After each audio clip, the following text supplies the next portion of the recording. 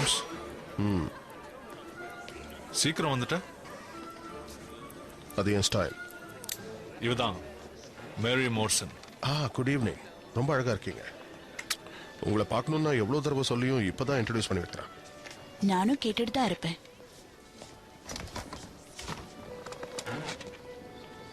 உங்களை பார்த்ததுல ரொம்ப ரொம்ப சந்தோஷம் மிஸ்டர் ஹோம்ஸ். உங்களை பத்தி நிறைய சொல்லியிருக்காரு. எனக்கு டிடெக்டிவ் நாவல்ஸ் படிக்கிறதுனா ரொம்ப ரொம்ப பிடிக்கும். உன் ஃபேன் இவ.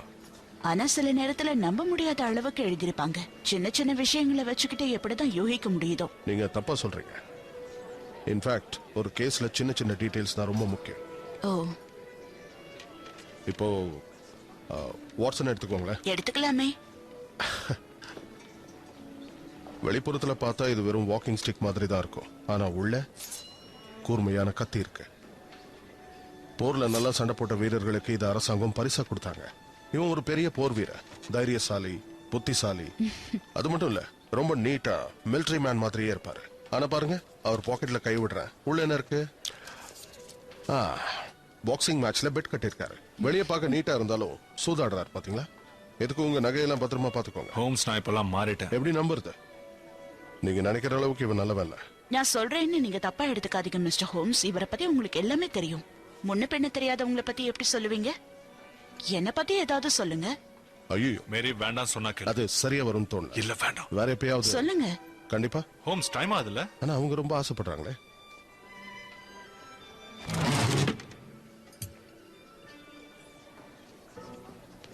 நீங்க ஒரு டீச்சர். சரி, அப்புறம்? கரெக்டா சொல்லிட்டான். ஏதாவது ஆர்டர் பண்ணலாம். வெயிட்டா.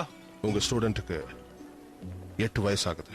சார்லிக்கு 7 வயசு தான் ஆகுது. 7 வயசு ஆனாலும் 8 வயசுக்கு உண்டான வளர்ச்சி இருக்கு. இன்னைக்கு அவன் உங்க மேல இங்க் அடிச்சிருக்கான். வாவ், என் முகத்துல இங்கு கரை இருக்கா? அது இருந்தாதான் சொல்லணும்னு அவனுக்கு அவசியம் இல்ல. உங்க காதுல இன்னும் 2 சொட்டு இங்க் இருக்கு. அந்த கரை போகிறது ரொம்ப கஷ்டம். அவன் வேணும்னே திட்டம் போட்டுதான் இன்னைக்கு இங்க் அடிச்சிருக்கான். ஆனா நீங்க அந்த பையன் மேல கோவப்படாம ரொம்ப அமைதியா இருந்தீங்க.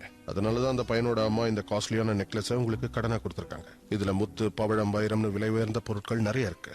உங்களை மாதிரி ஒரு பொண்ணால இதை வாங்க முடியாது. நீங்க போட்டிருக்க நகையை விட போடாத நகை ரொம்ப முக்கியம். ஹோம்ஸ், கல்யாணம் நிச்சயமா இருக்கு. ஆனா இப்ப அந்த என்கேஜ்மெண்ட் ரிங் உங்க விரல்ல இல்ல.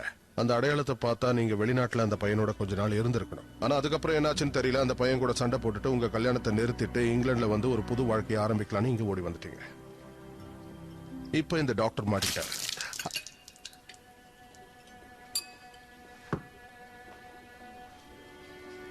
நீங்க சொன்னதெல்லாம் சரிதான்.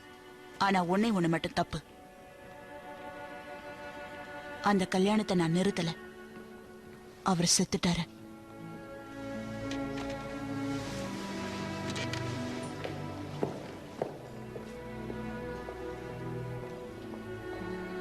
வேண்டான்னு சொன்னா கேட்கணும்.